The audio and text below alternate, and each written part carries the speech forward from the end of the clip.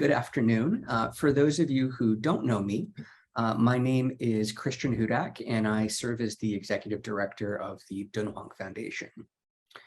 First and foremost, a huge thank to our partners for this lecture series, which is funded in part by the Rice University Chow Center for Asian Studies. Unlike our previous webinars, this series is the product of a direct informal collaboration with another institution, and we couldn't ask for a better co-host than Rice's Department of Transnational Asian Studies. This series will explore topics related to transnationality as encountered on the Silk Roads and elsewhere in Asia. Without further ado, I'd like to introduce today's host, Susan Huang, Associate Professor of Transnational Studies at Rice University. Shih-shan Susan Huang's current research focuses on the 10th to 14th century Taoist and Buddhist visual culture in China. Prior to joining the Rice faculty, she taught at the University of Washington, Seattle, and was a Mellon postdoctoral fellow at Columbia University. Her dissertation, The Triptych of Taoist Deities of Heaven, Earth, and Water, and the Making of Visual Culture in the Southern Song China, 1127 through 1279, has been awarded the Blanchard Prize at Yale University. Her articles have been published by peer-reviewed journals such as Artibus Asia, Ars Orientalis, Journal of Taoist Studies, Palace Museum Research Quarterly, and the Zhejiang University Journal of Art and Archaeology, to name but a few. Huang's first book, Picturing the True Form, Taoist Visual Culture in Traditional China, was published by the Harvard University Asia Center publication, which is distributed by Harvard University Press, and she has won numerous accolades. Her new book manuscript, Dynamic Spread of Buddhist Print Culture, Networks and Book Roads in China and Its Neighbors, explores the dynamic spread of Buddhist print culture through much of Asia. So with all that said, please join me in welcoming Professor Huang. Thank you so much, Chris. On behalf of my colleagues at Rice University, especially our newly established Department of Transnational Asian Studies, we are all very excited to have this opportunity to support and participate in the planning and co-hosting of the webinar lecture series for this academic year, featuring transnationality as encountered on the Silk Roads and elsewhere in Asia. Today, it is my tremendous pleasure and honor to introduce our first speaker of the series, Dr. Imre Galambos from the University of Cambridge. Dr. Galambos specializes in the study of medieval Chinese manuscripts from sites in northwestern China. He received his PhD in 2002 from UC Berkeley with a dissertation on the structure of Chinese characters in the pre-Qin period. For the following 10 years, he worked for the IDP, or the influential International Dunhuang Project at the British Library, as a result of which his research gradually shifted to medieval manuscripts from Dunhuang. Since 2012, he has been teaching at the University of Cambridge, where he is now professor of Chinese. Among his main interests is the dynamics of the spread of texts and manuscripts along the pre-modern networks known today as the Silk Roads. His many important books include Orthography of Early Chinese Writing, Manuscripts and Travelers, Translating Chinese Tradition and Teaching Tangu Culture, and Dunhuang Manuscript Culture, End of the First Millennium. Without further ado, let's welcome Professor Imre Galambos. Good evening, or good afternoon, good morning, everyone. Thank you, Susan, for the wonderful introduction. And I also want to thank all the organizers, Chris and Eric and Julia, and all the sponsors for allowing me to start the webinar series with this talk. The title of my talk today is Dunhuang at the Crossroads, the Manuscript Evidence. And the reason why I add this, the subtitle, is because I'm specifically looking at Dunhuang and Dunhuang manuscripts from the point of view of manuscript culture. There have been many studies that worked on explaining Dunhuang as a hub connecting East and West. And I want to look at specifically at what the manuscripts can tell us about this. So rather than looking at art, although I will also be looking at some art, but my primary base of evidence is the manuscripts. So we know that where Dunhuang is on the map of today's China, and it doesn't seem to be very much on the periphery. It's kind of central, if you look at it kind of in an abstract way. But we know actually that from about this half westward, there are mountains and there are deserts and other peoples that speak different languages, not only Chinese. So, but partly because Dunhuang has become or has been for many centuries and later has become part of China again, there is our perspective of what was happening in Dunhuang can be a little bit skewed, I think, and I will explain my argument in a bit later. So when we think about Dunhuang manuscripts in general, we tend to think about these beautiful scrolls created, as in this case, during the Tang period. So in this case, we see this is a volume 2 or Juan 2 of the Lotus Sutra. And this was produced in the Xianheng reign period, so in the 670s sometimes. And this is partly the reason why when modern scholars in China, Chinese scholars specifically, they learned about the discovery of the library cave with tens of thousands of manuscripts, they were always thinking about these Chinese manuscripts. They were always thinking about them as being coming from China's past. And so they often refer to them as Tang Juanzi, so Tang Dynasty scrolls. Even though the larger part of the collection actually doesn't come from the Tang Dynasty, it comes from much later.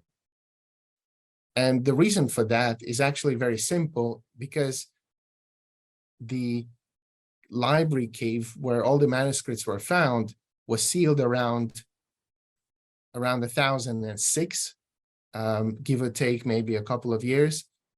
So at the very beginning of the 11th century. And as in any collection, the bulk of the collection would be coming from the last 50 years or the last 100 years.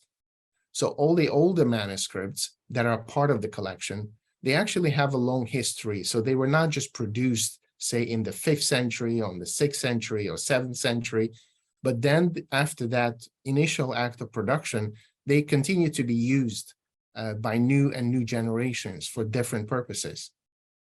Even if they were only kept as part of the monastic library, that will still constitute an act of use.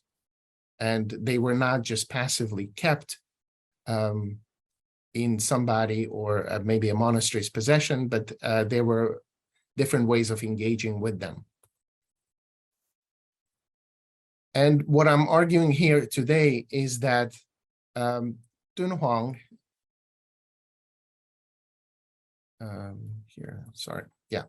So that Dunhuang has been, during the Tang period, or part of the Tang period, has been part of the Tang dynasty. So we see that in Dunhuang, the Tang dynasty was from about 619 to 786. And this 786 is actually, it marks the beginning of the Tibetan period. So the period of Tibetan control. So, and this control means military and administrative control of Dunhuang.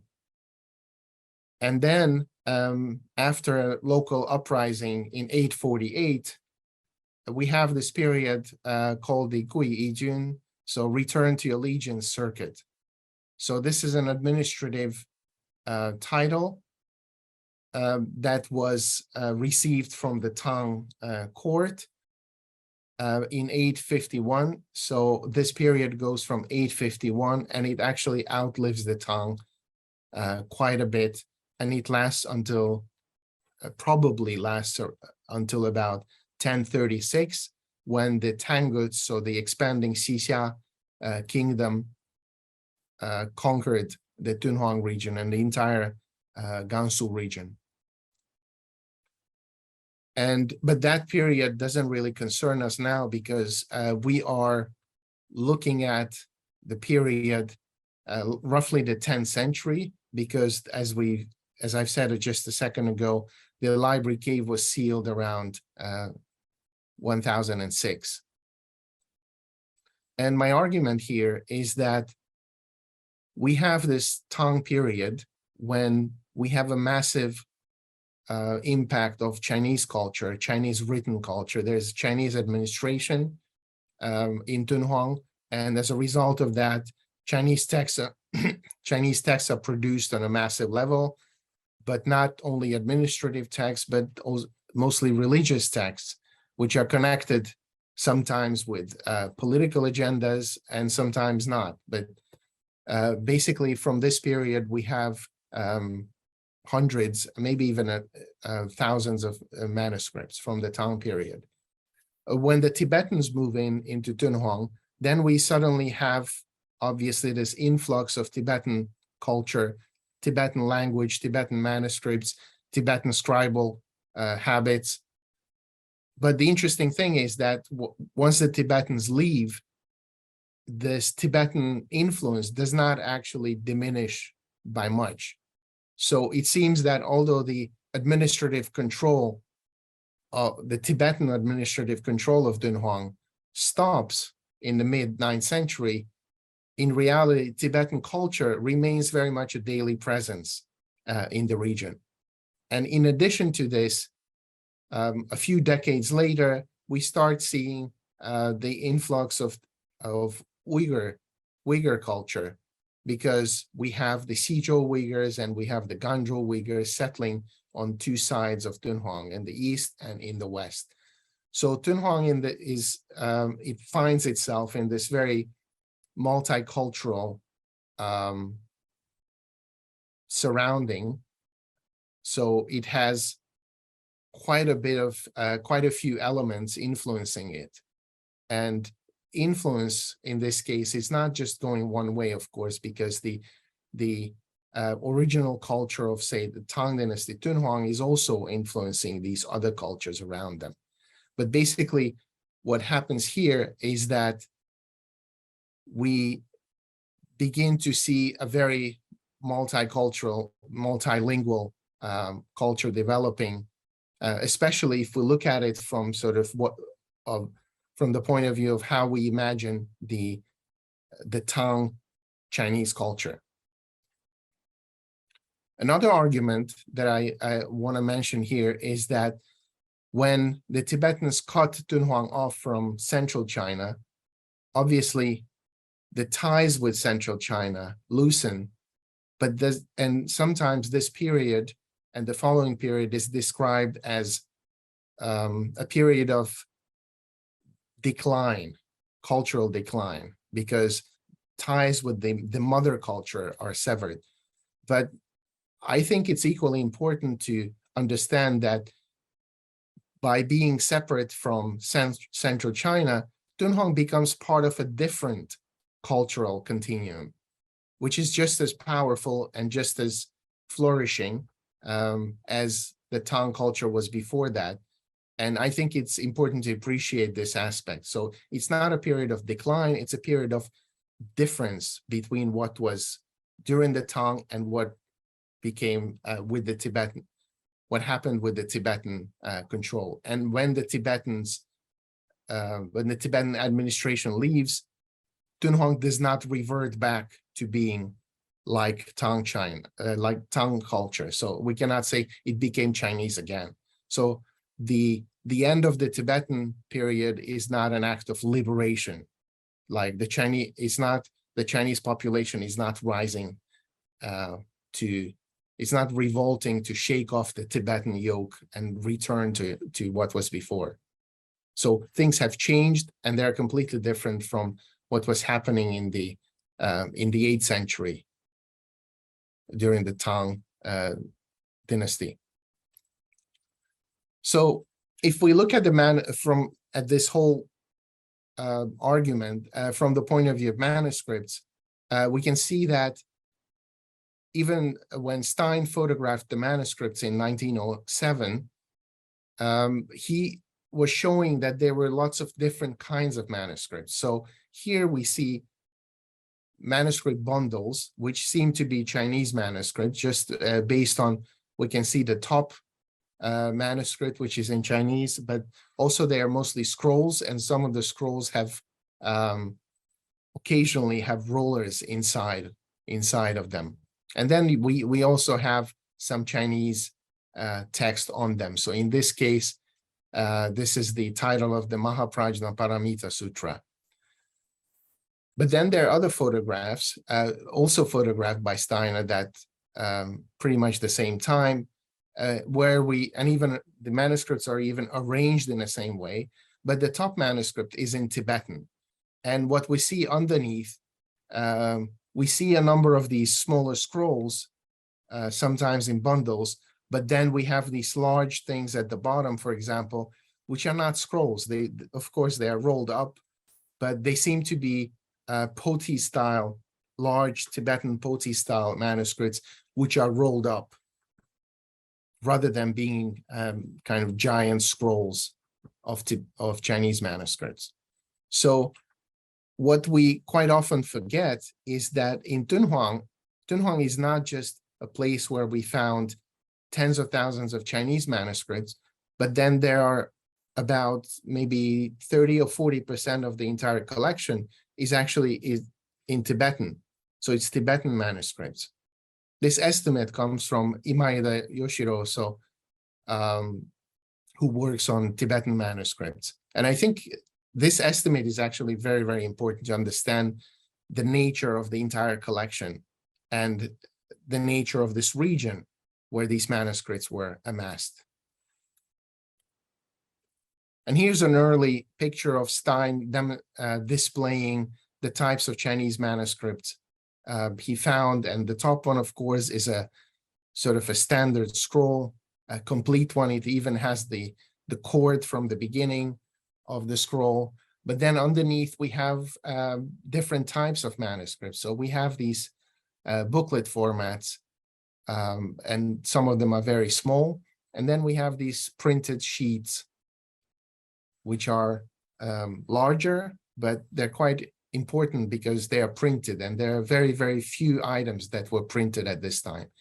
And at the bottom, we have the famous Diamond Sutra from 868, which is also printed, and so it's also always acclaimed as the earliest complete dated book in the world.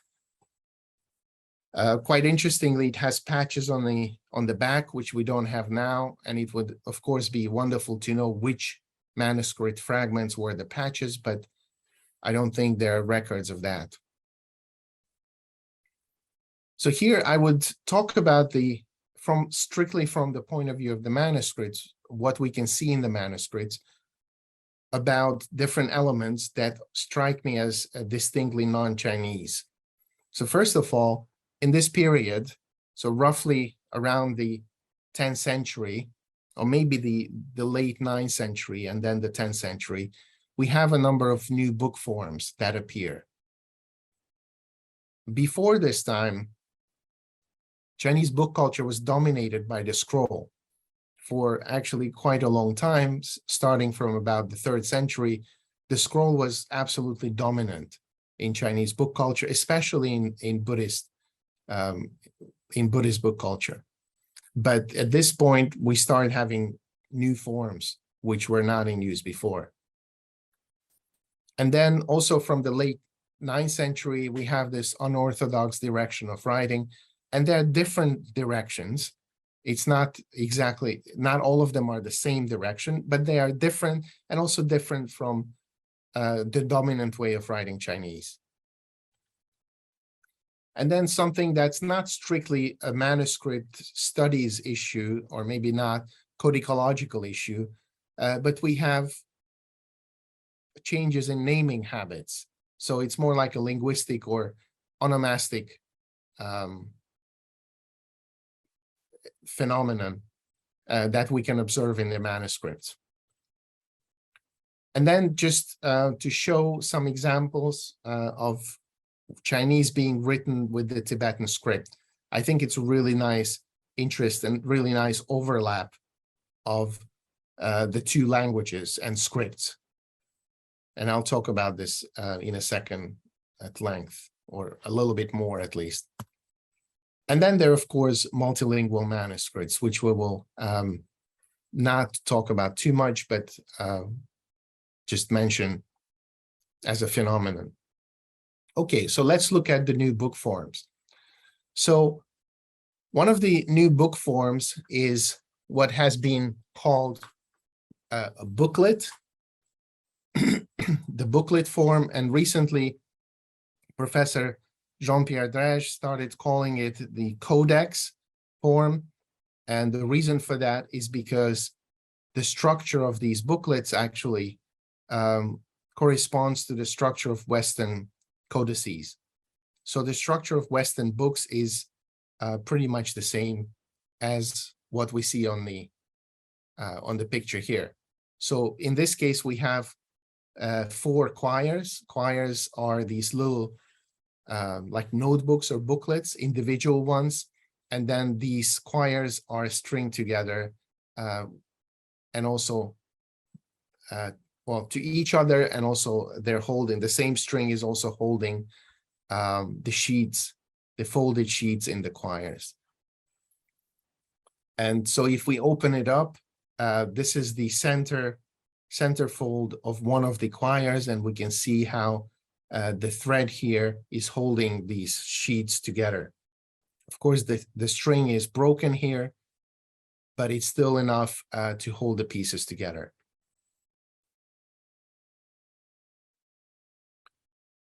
This is another example of such a manuscript. And the interesting thing about it, this one, is that it's tiny. It looks very big on a screen here, but in reality, it's the size of, it's almost like a name card or like a little matchbox or something. It's very small. In this case, it's very badly written, probably written by somebody who is not very good at writing yet, maybe because of his or her age, or perhaps because of a educational background or lack of it. But the interesting thing is that these the sheets that are folded together to make this little booklet, they actually come from a sheet of paper used for scrolls. So this is the structure of this particular little booklet. So it comes from a sheet of paper which was normally used to produce scrolls. So it's 52 centimeters long and 25.6 centimeters tall. And then this was cut in half, and then this half, the upper half, let's go with the upper half, then was folded into 2, and then it was sliced crosswise into 1, 2, 3, 4, 5, 6, 7, 8 pieces.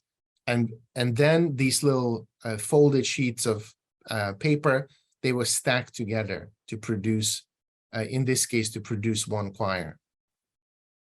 And this way of constructing manuscripts actually is really interesting, because even the method of producing them corresponds to how manuscripts in Western manuscript cultures were done. So you had a larger piece of vellum, and then it was folded and folded again.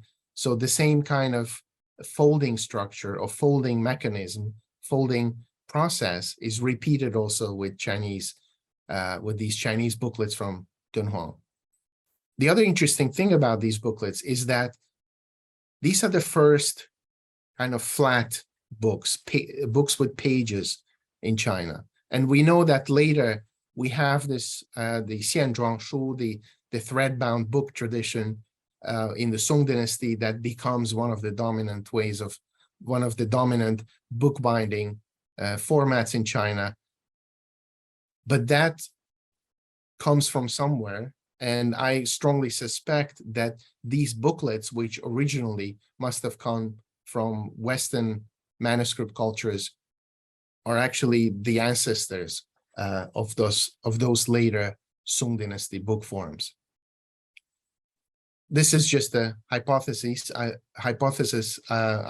don't have conclusive evidence for this, but I think it's important that we see these in Dunhuang towards the end of the 9th century and at the beginning of the 10th century.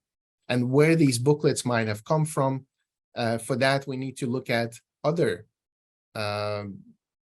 codices we find in Dunhuang.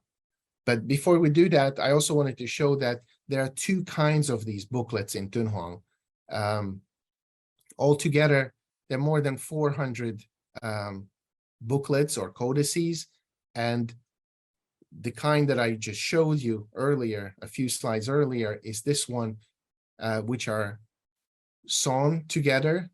And then there's another kind, which is actually different, where the pages are glued to each other. So the folded sheets are glued along the spine to each other, so each to the next one. And that's how you produce a volume. This form is sometimes called by some scholars as the butterfly binding, the hutie zhuang, which is an interesting term that actually is not always used precisely. It can mean different things depending on who uses it. But if we look at other languages in Dunhuang, we can see that the same booklet forms also appear in other languages. For example, here we have this manuscript written in Old Turkic with the so-called runic script. And it's a thick book. It's called Irk Bitig, or the Book of Omens, and it's a divination text. It's a divination text that it's probably quite similar. The form of divination is probably using a dice, and we have very similar texts in Tibetan. So there's this interesting interplay between other languages in Dunhuang. But in this case, we have the Turkic text, and then at the beginning of the Turkic text and at the end, we have a few pages of Chinese Buddhist text as well. So the interesting thing about the Old Uyghur example is that there are not so many Old Uyghur manuscripts from Dunhuang. So the number of Chinese manuscripts is incredibly large. Sometimes people quote numbers like 50,000. But of course, the exact number depends on how you define a manuscript, because there are many smaller fragments. But definitely the number is in the tens of thousands. And to find 400 booklets among those is not a big ratio. But in the case of the Uyghur manuscripts, the ratio is much higher, because there are not many manuscripts. But there's not one booklet, there are several booklets. So here is another example of an Old Uyghur manuscript.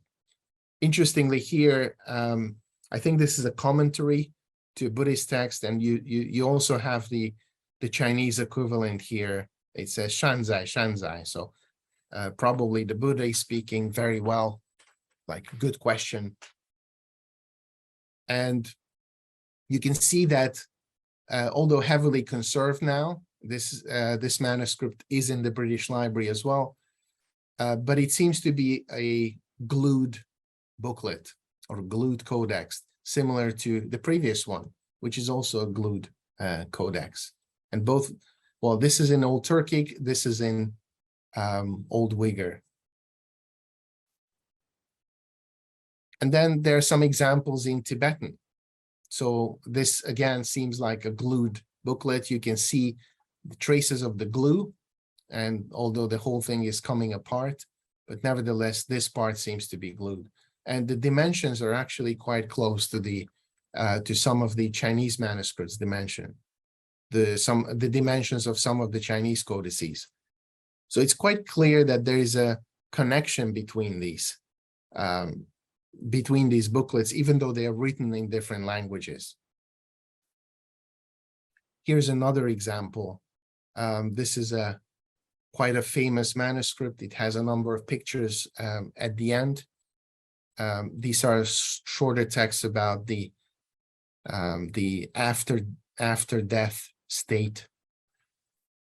So it's quite interesting. But in terms of the format, of course, the orientation of the script is different. But in terms of the format, it is very similar to the Chinese codices. So that's why I think it's reasonable to assume, since the structure of these codices, or the structure of some of these codices, the Song ones, is very similar to the Western codices, that this book form would come from the West. And there are hypotheses, but whether that this form comes maybe from Manichaean, or maybe from Nestorian book culture, or maybe a mixture of the two. So I would think that the Uyghurs who settled on both sides of Dunhuang in large numbers, maybe they were the transfers of this book form. But again, we don't have evidence for that, or no solid evidence yet. Another book form that appears also relatively, well, definitely after the end of the Tang in Dunhuang, is the Poti form. So the Poti, you have many examples of the Poti form of Tibetan manuscripts from during the Tibetan period. But to my knowledge, there are no Chinese examples from the Tibetan period. But these Chinese examples come from later, from the end of the 9th century and maybe the 10th century. Unfortunately, most of them are undated. So to work out their dating, scholars need to work on grouping these manuscripts with other ones, maybe comparing the hands and these kinds of using codicological and paleographic techniques. So when you write in Chinese on the Poti leaf, then you turn it sideways or upright, and then you write in vertical columns, which is obviously different from how Tibetan is written on it. But otherwise, it's very Tibetan, very typical Tibetan book form, which begins to be used for Chinese manuscripts in Dunhuang. It's not only the sort of the shape of the leaves that is identical to the Tibetan ones, but even sometimes the use of these red marks. Sometimes you have basic punctuation marks, or in this case, you have these circles to mark the hole used for the in palm leaf manuscripts used for the thread. And these are done in quite often in Tibetan manuscripts are done in red. And so you can see that the same thing is happening on the Chinese examples as well. And then a different book form, but quite related to this, is the Concertina. So it's also called accordion or leporello, or the Japanese term is orihon, and the Chinese term is the jingzhezhuang. So this form is basically, you see the same manuscript. It's a different picture, and totally different color, but it's actually the same manuscript. And here it's open as almost as a booklet form, but in reality, you can open it quite wide. And these concertinas, you can think of these concertinas as basically a scroll, which is folded back and forth in this matter, in this sort of the harmonica style. And then it forms a volume. So this kind of concertinas, again, were not in use before, but they appear probably in the Guiyijun period, but definitely not before the Tibetan period. Again, most of them are not dated, so it's very hard to to work out when exactly they appear, but based on the types of text they contain in them, and maybe based also on the type of paper, I think it's a good guess that they come from this Guyi Jun period, so from after the Tibetan period in Dunhuang. And this is very important because what we've seen here, these three forms, the booklet, so the codex, then the Poti, and then the Concertina, they are all flat books with pages. So this is when pages begin to appear in Chinese book culture. And this kind of Concertina form becomes the default book for many religious traditions. For example, for Buddhist sutras, this one copy is from Japan. So this is a copy of Diamond Sutra, and it's folded in the same way as the Dunhuang Concertinas. And if you go to Japan, to a temple and buy a copy of a Buddhist sutra, it will be folded in this manner as well. So this is what people use when they're chanting or reciting texts during ceremonies today. Here's a copy of a Tibetan concertina. In this case, you can see that there's some really interesting thing going on because they seem to consist, the individual pages or the individual leaves seem to consist of separate Poti leaves, and then they're sewn together or stitched together or maybe glued together, but then they form a concertina. So there is the kind of the boundary between some of these book forms is actually quite fluid, especially in the Tibetan tradition. In Chinese manuscripts, these boundaries are a little bit more rigid or better observed. And here is yet another example of a Tibetan manuscript in this format. So we have more Tibetan examples than Chinese, even though the number of Chinese manuscripts is bigger in general. So again, I think it's fair to assume that maybe this is something that developed maybe in Tibetan scribal culture, or maybe as a result of a contact with Tibetan scribal culture. And then I just wanted to mention this. This is not a major book form in Dunhuang, but there are two examples of this as wooden boards or planchettes, which look like a paddle or a racket, and they both are held at the Bibliothèque Nationale in Paris, so they are in the Paleo collection, but they are quite they're outliers because there's nothing like this in other Chinese manuscripts. But there are examples of something similar in Tibetan, in the Tibetan-speaking world, and these examples I found are not from Dunhuang. They are from Wuwei, which is also in Gansu, so quite near, but from a different region.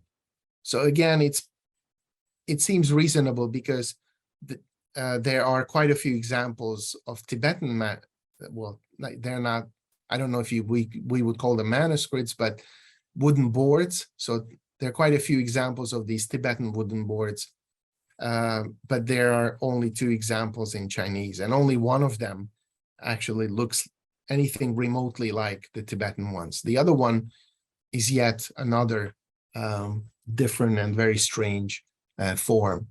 The interesting thing in both of these is that the text on them goes from left to right. So the text is in vertical columns, as Chinese is usually written, but these columns read from left to right in both cases.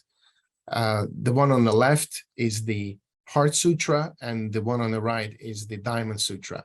And of course, it's not the whole text, only part of it. And so let's look at the unorthodox direction of writing.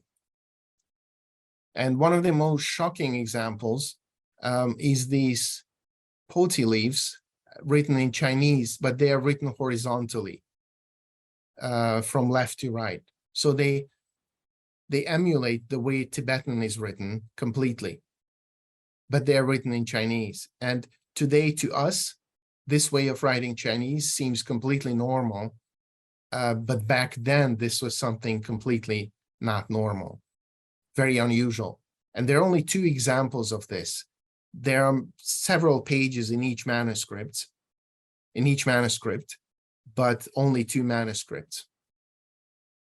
And this one example, one of the two, has this strange red color, which again happens occasionally with Tibetan Poti leaves, but to my knowledge, there are no other Chinese manuscripts like this.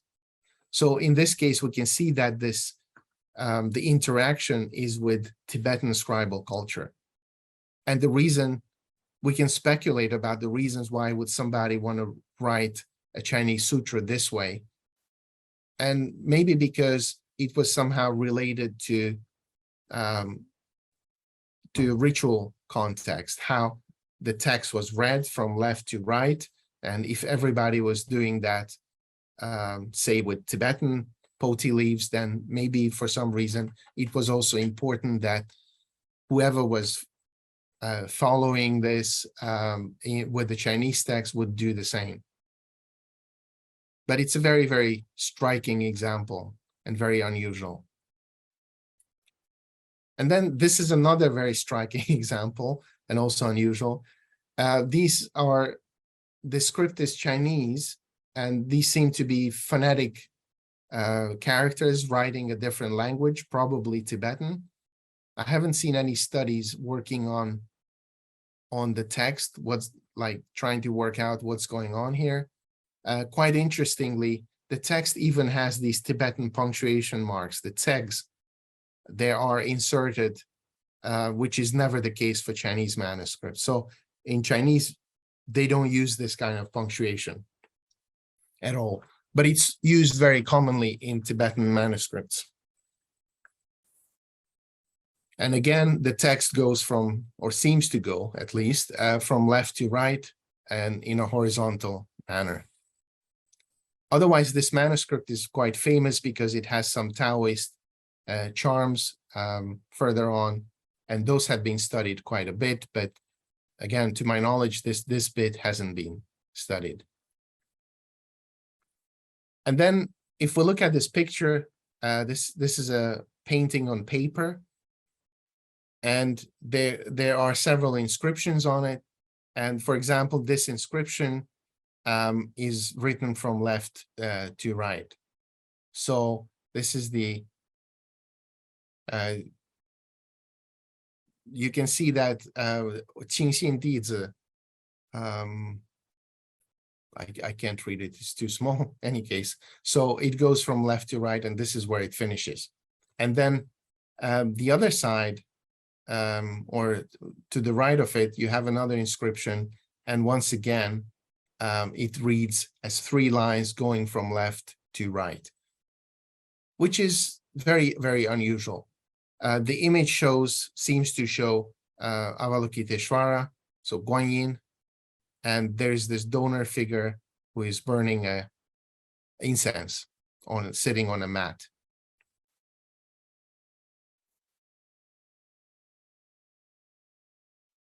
Another example also from showing Maitreya with Manjushri on the right and Samantabhadra on the left. And in this case, the part that's interesting to us is the donor inscription in the center at the bottom. So we see the donors on 2 sides, and on the left side, we have the female parts of the female members of the family. On the right side, we have the male members of the family. And the donor inscription, although it's not entirely, it doesn't survive in its entirety, it goes in vertical columns from left to right. It's quite obvious. And at the end, we have a date, and so the date is 939.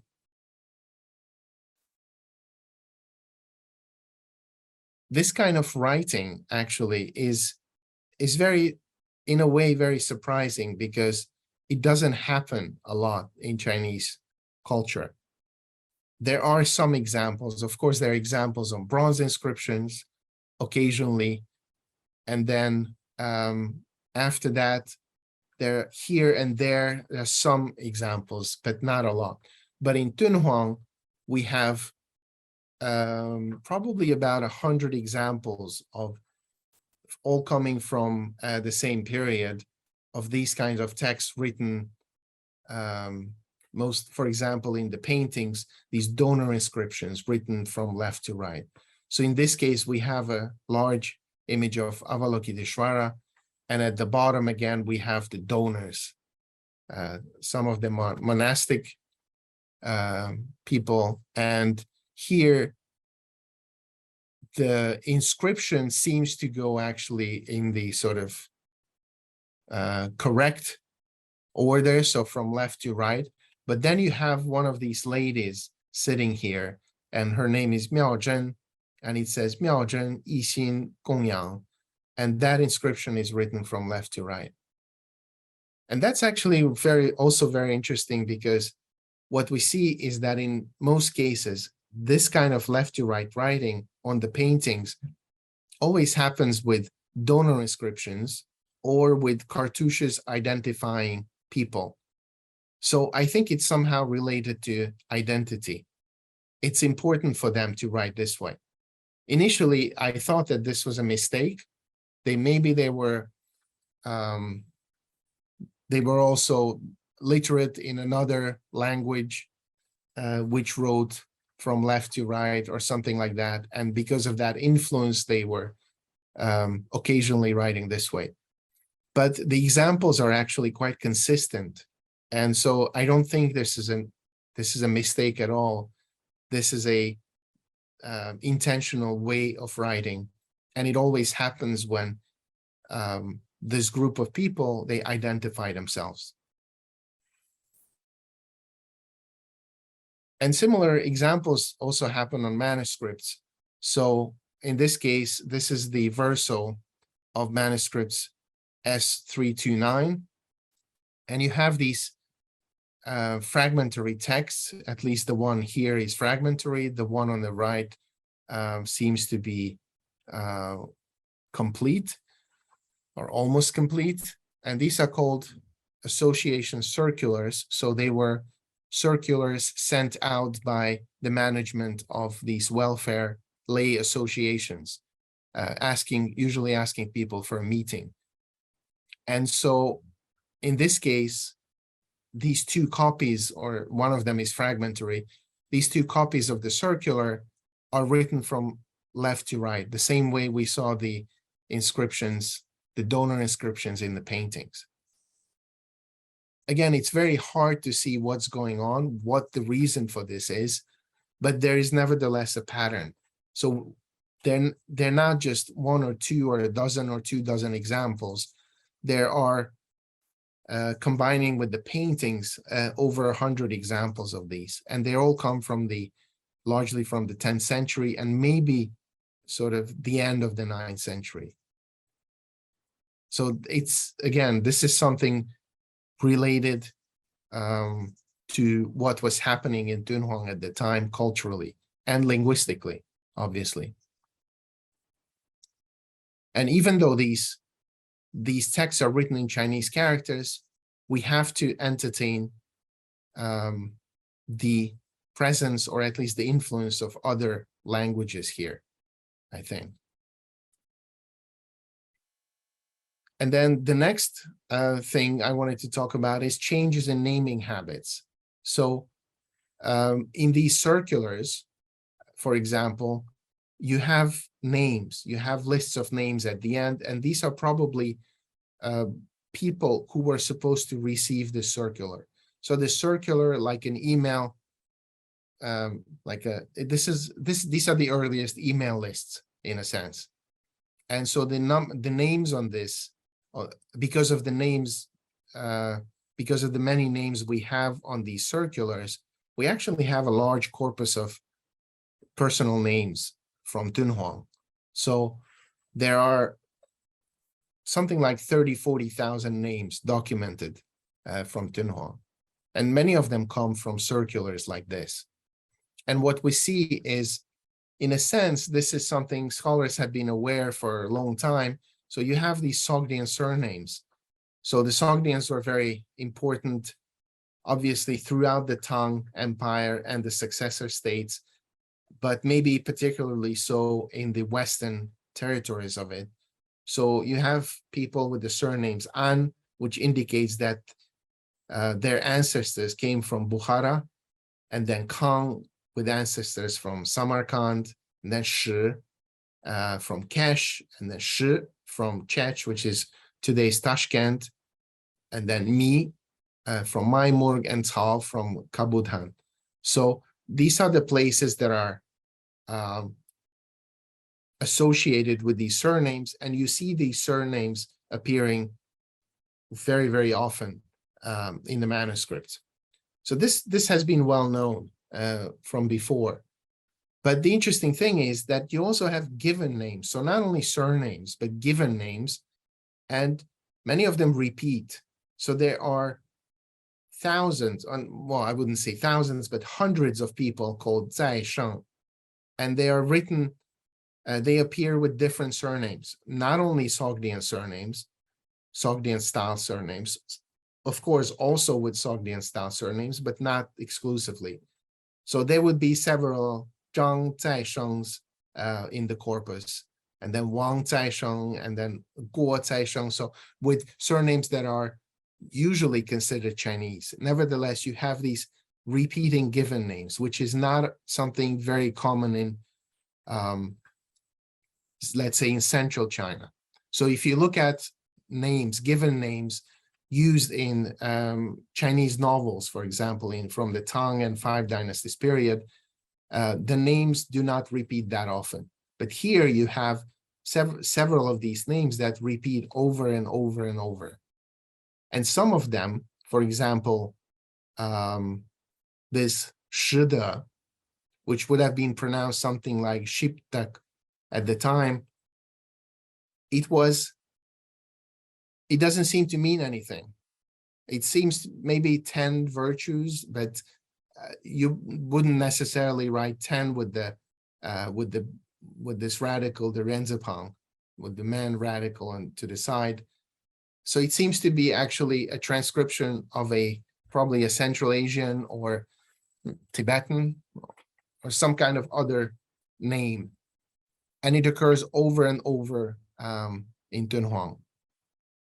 Then you have some names which are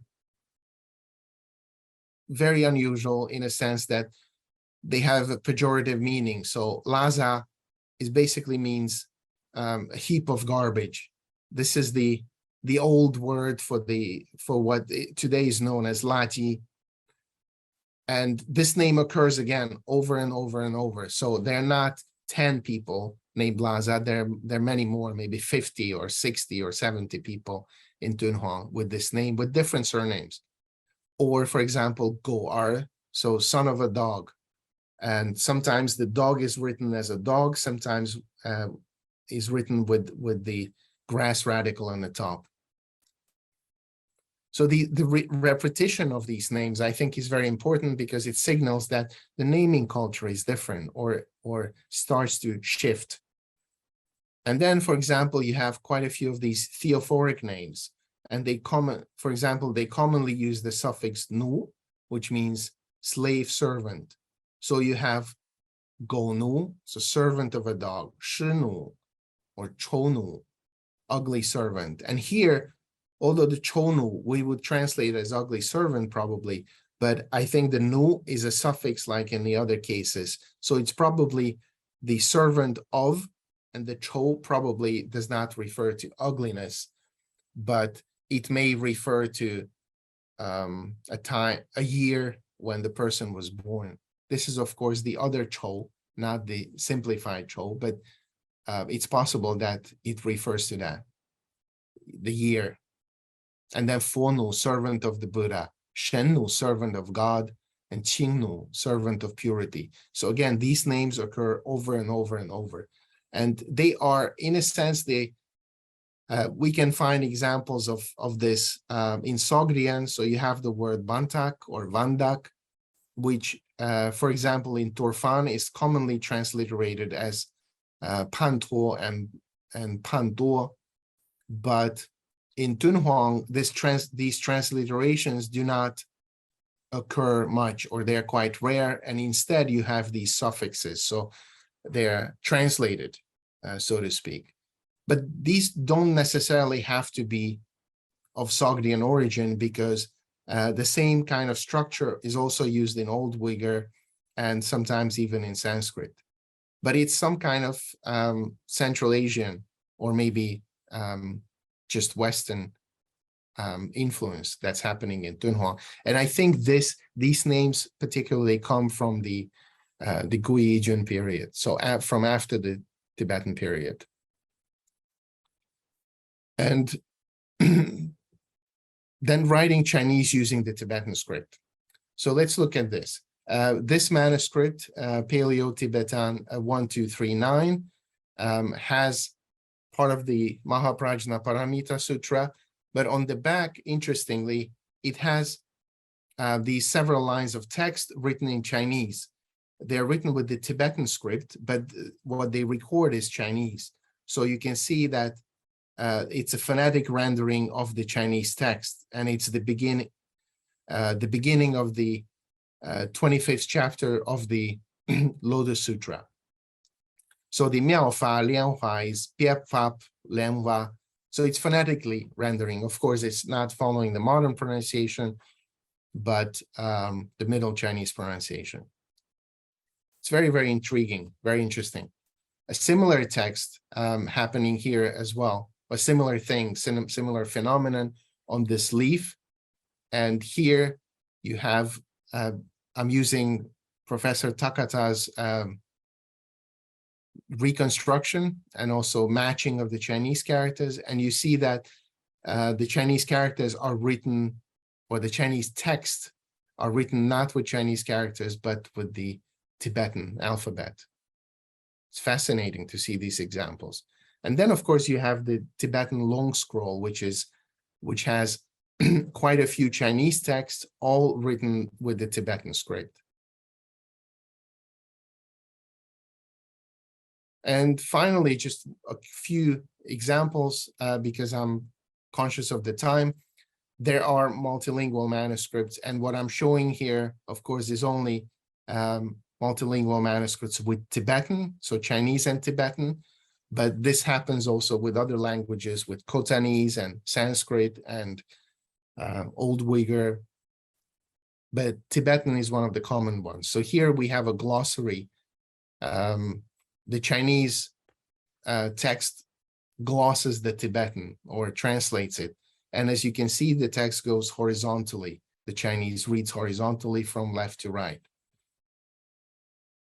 So here are examples. You can see that, for example, 不生不灭 is in Chinese, and it's written from left to right. And again, we have these red division marks, which are particular of Chinese, Tibetan manuscripts.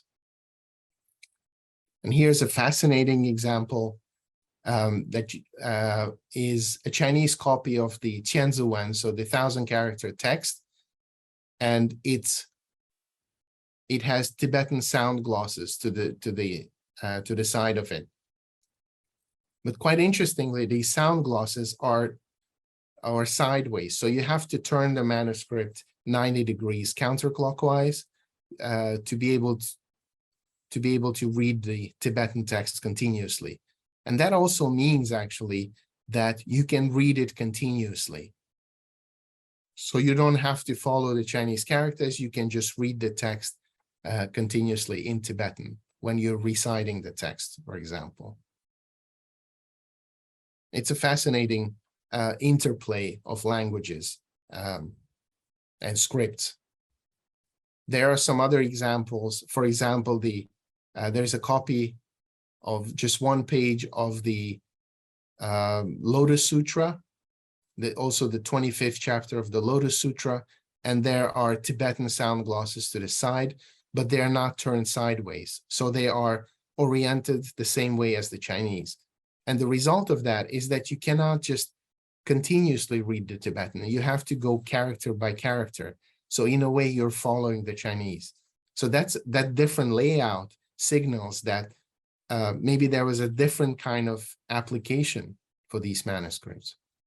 As to who was using these, who would need Tibetan sound glosses for the Tianziwen, or for example, who would need a Chinese sutra to be written with the Tibetan script, there are some theories about it. One of them is that there would be Tibetan speaking people who would practice a Chinese type of Buddhism. And in order to recite the text, they would write them phonetically. Then there's another explanation, also favored by Professor Takata Tokyo, that these would be used by Chinese speakers who were not good at writing Chinese characters, either because they never learned them, or maybe they were young, or they were no longer using Chinese characters. And then they would use a Tibetan script because it's an easy script. It's kind of like pinyin. And this is kind of an auxiliary way writing to help you read the Chinese text. Whatever the real reason is, I think these examples show that the population in Dunhuang was quite multilingual and multicultural. So this is something entirely different from what was happening in the Tang period. I'll jump over this one. And I just want to sum up what we've seen so far. So we've seen these 5 different ways in which you can see these this multilingualism in Dunhuang. But there are also other ways, of course. I just selected 5 of these. So you could talk about the use of the pen. You could talk about the kind of paper they used, and you could talk about punctuation. And there are other ways to track this. But I think the examples that I showed are probably the most, or some of them are the most striking examples of how non-Chinese some of these Chinese manuscripts could be. And so finally, I wanted to reiterate this idea that by separating from Central China, Dunhuang didn't lose out. It became part of something else. So its contact with Central Asia became much more important and much tighter. And at one point, of course, with Tibet, and then after that with the Uyghurs and the Khotanese and so forth. So it became quite, I don't want to use the word international, but quite diverse, culturally diverse. And as for the Tibetans, after the end of the Tibetan period, Tibetans remained strong in Dunhuang. And talking to my colleague Stan van Schaik about this, I asked, like, so when did the Tibetans actually leave? And then he thought about it and he said, well, maybe they never left. And if you think about it, when Stein came to the caves in 1907, he talked about seeing these Tibetan monks around. If you look at the expedition diaries of the Japanese expedition that came to Dunhuang in, I think it was 1911 or 1910, they also talk about Tibetan monks hanging around the caves. And the same thing happened in the 1870s when the first Europeans went to see the caves. This was an expedition of Count Széchenyi, a Hungarian nobleman that went to the caves. And they also recorded that there are 2, they call them lamas, so the Tibetan monks near the caves. So this tradition of Tibetans living in that region, and including the region of the caves specifically, was probably extremely long, much longer than we normally imagine. All right, so this is how much I had for today. thank you very much for watching it or listening to it, and I'm open for questions. Thank you. Thank you so much. This is truly fascinating with so many new materials and new insight into the Dunhuang manuscripts. So I see that some audience already typed their questions. Today, we will monitor the Q&A session by reading the question from the Q&A box. So I see that Francesca and Renee raise your hands. Would you please type your questions and I would pass it on to our speaker. So, all right, let's get into the Q&A session. The first two questions are addressed by Nasser about this new form of book you introduced, especially I think our audience is referring to the booklet or codex form. The question is this booklet or codex type of book under the influence of Manichaean? Is there any Manichaean book or manuscript in Dunhuang, especially in Chinese or languages other than Middle Persian or Sogdian? Yes, there are of course Manichaean, some famous Manichaean manuscripts in Dunhuang. So there's a hymn, a compendium. These are modern names for them, of course. So there are several of them in Chinese. They're translated into Chinese, and these look on the look of these manuscripts actually quite similar to Buddhist manuscripts. So they are scrolls. So they're not in this form. Mm-hmm. This form, however, occurs in Dunhuang, not in Turfan. So in Turfan, you have lots of fragments of Manichaean codices, and they are not exactly the same type as the ones in Dunhuang, but nevertheless, structurally, they're very, very similar. And among the examples that I was showing, I showed that the Book of Omens, Irk Bitig, in Old Turkic, and using the runic script. So that manuscript has a colophon, and the colophon says that it was copied in a Manichaean monastery, probably not in Dunhuang, but we have the book from Dunhuang. So there is a Manichaean influence. And of course, the Uyghurs, their state religion was Manichaeanism. So it's not a massive influence. We cannot see it immediately, but maybe these maybe the codex format is one of the evidences. Of course, this needs to be documented and see how, for example, this East Syriac Christianity is related to it, because that's another possible form. The Christian codices are another possible form of influence or source for this format. Thank you so much. That's a very comprehensive answer. Moving on to Michael Ruby's question about material of manuscript. That's a very general question. Is it made of mulberry or rice paper? Is it produced locally or imported from the West or from Central China?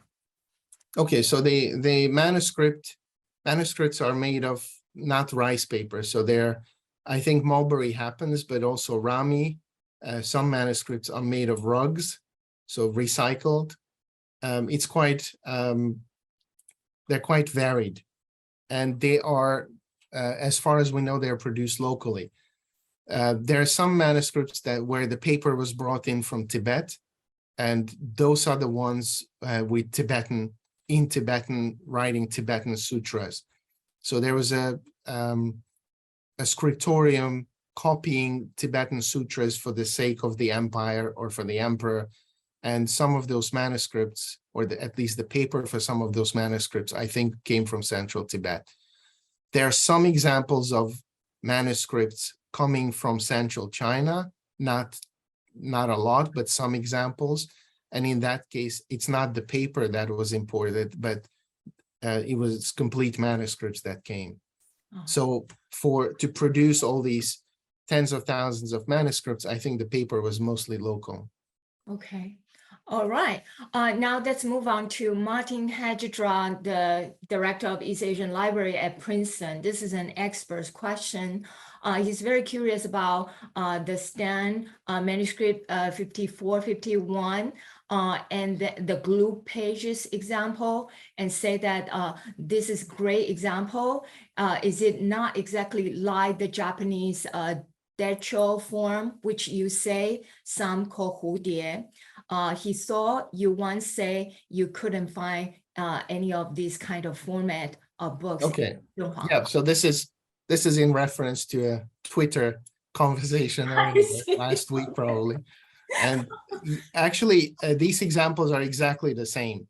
I don't know why. Maybe I wrote it wrong, or I didn't add the no or something in the past. But yes, they are the same, and that's why I'm actually very interested in those in those manuscripts Martin was showing on Twitter, because they're Japanese examples.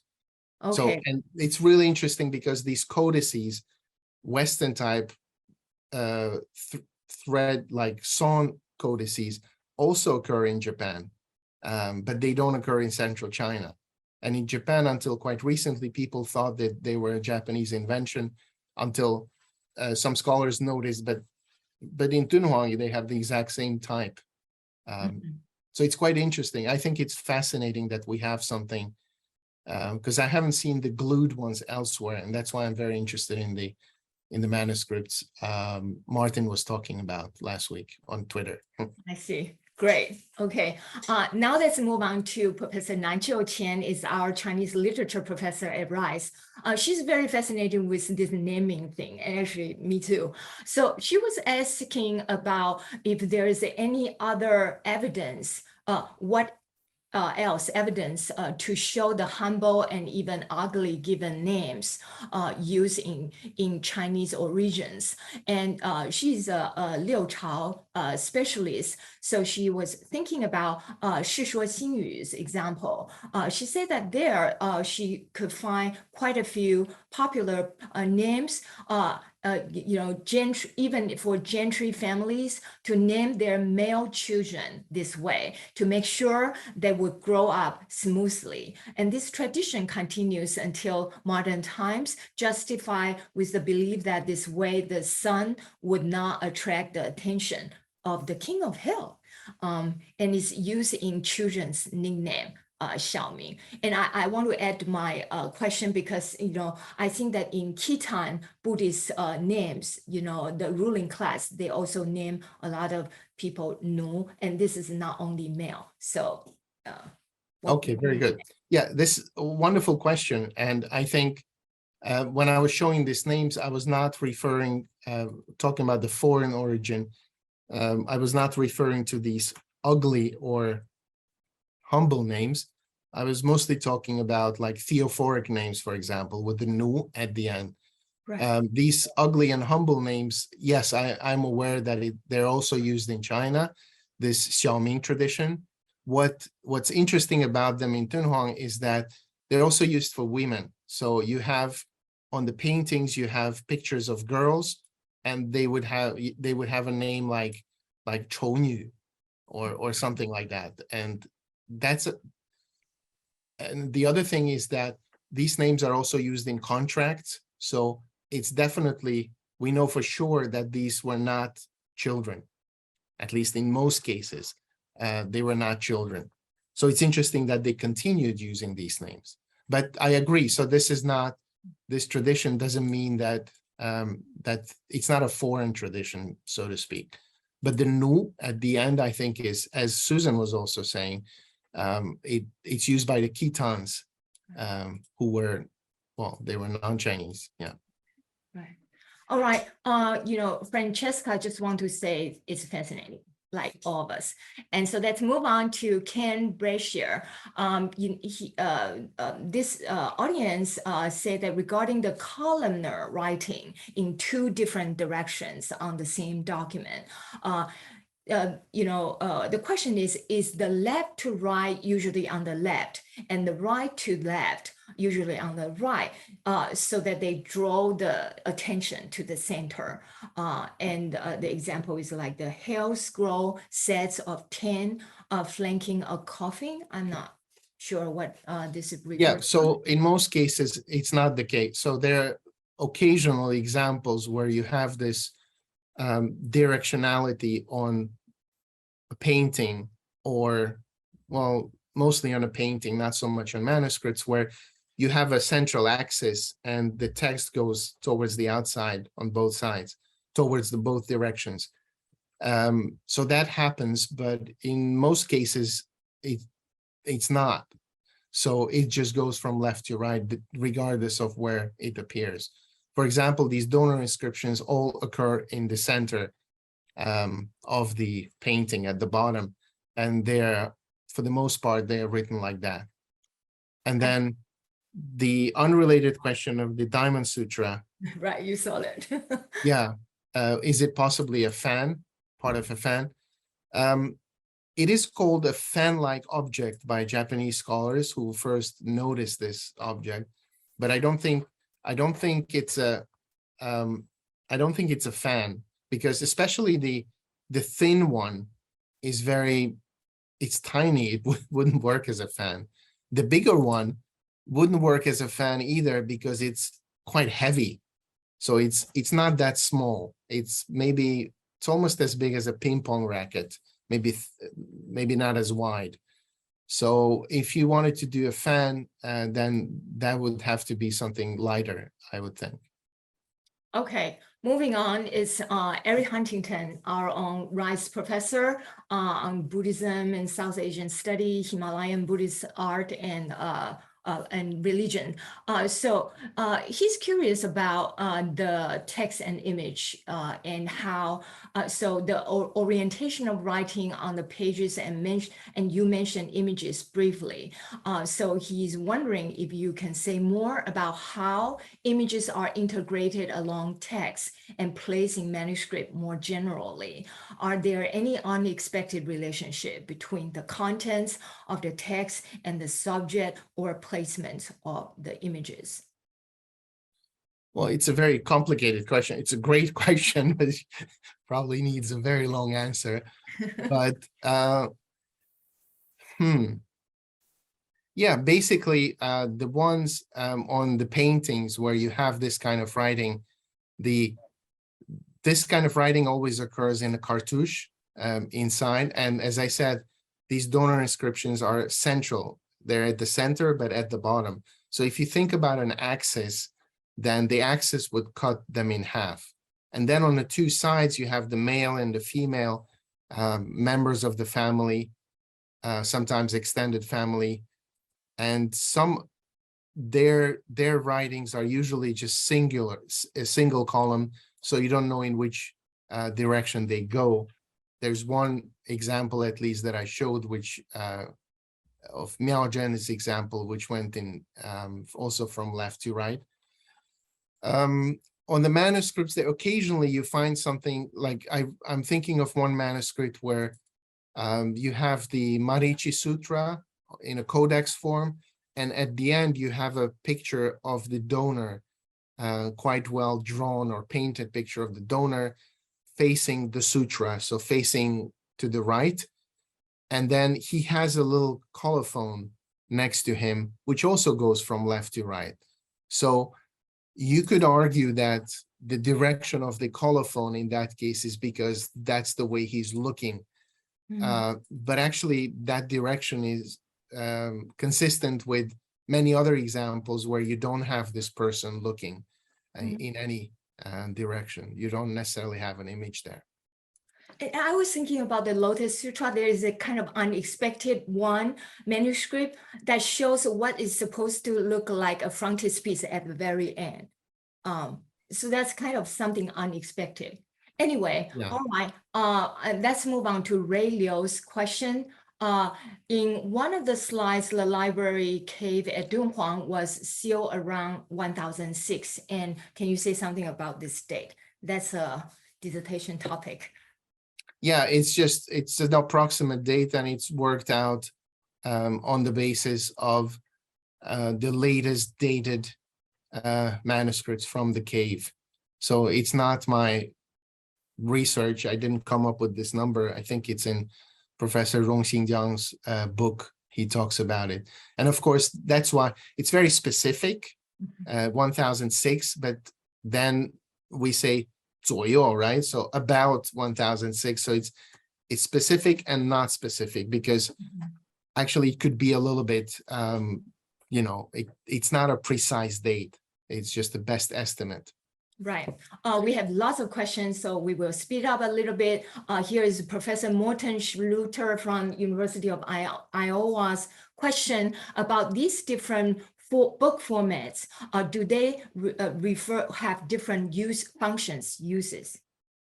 Well, I think, yes, they did, but well, some of them, in my recent book, I looked at some of these so-called multiple text booklets, and they were produced by several people usually as part of the commemoration of the dead ceremony.